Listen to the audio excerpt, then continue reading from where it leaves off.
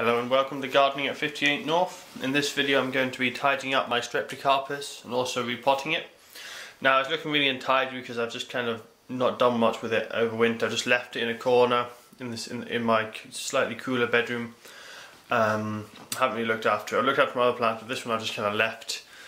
I don't know, just to keep it out of the way basically. Didn't have enough space to put it in a more prominent location, so it's just kind of got a lot of dead leaves. It's just come out for a winter, so it's looking a bit straggly, and it needs to start putting on new growth. It has recently started putting on lots of beautiful flowers though, so it's nice to see them come back again. They're quite a deep violet purple in real life, but I think on the camera it's coming off a bit more blue than it is in reality. But anyway, so what I'm going to start with is just take off all the dead material. So I'm just simply going to cut all that off, and then once I've taken all the dead off, I can then start repotting it.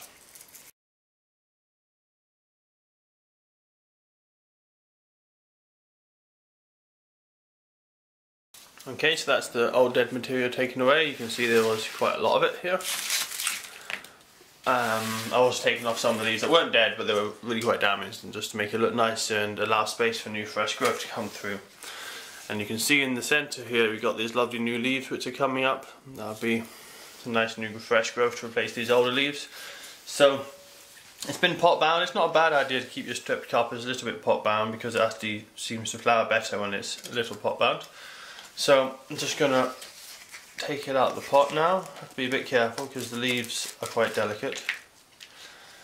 As you can see there, it's very pot bound. It's got good fibrous roots though, but then it's quite common just to have fibrous roots on a plant like this. So the mix I'm going with for this compost is going to be a very free draining one because Streptocarpus like it free draining. It can very easily rot off, especially if the bottom of the leaves get wet. So I've gone for 1/3 perlite, 1/3 multi-purpose compost. This is the pot I'm going putting it into. It's not much bigger, just one size up, so it's not a lot of difference really. But it's just to give it a little bit of fresh compost, just so it does a little bit better.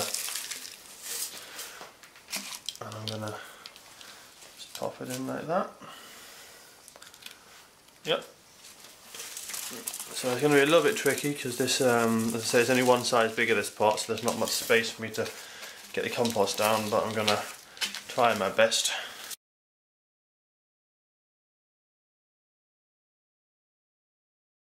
Okay, so that's the compost in. I'm just going to give it a tap down there to make sure it's settled. And I'll give that a little watering in. There we are. Nice compost. Give it a bit more space in a larger pot. And I'll start giving it a feed, but I won't feed it much because I've given it quite a lot of feed recently. But I'm going to give it a high potassium feed, which will encourage more flowers, and we should get lots of nice flowers as the summer goes on. The Streptocarpus are very good for that. They can sometimes almost flower all year round, but up here in North Scotland it's just a little bit too dark in winter.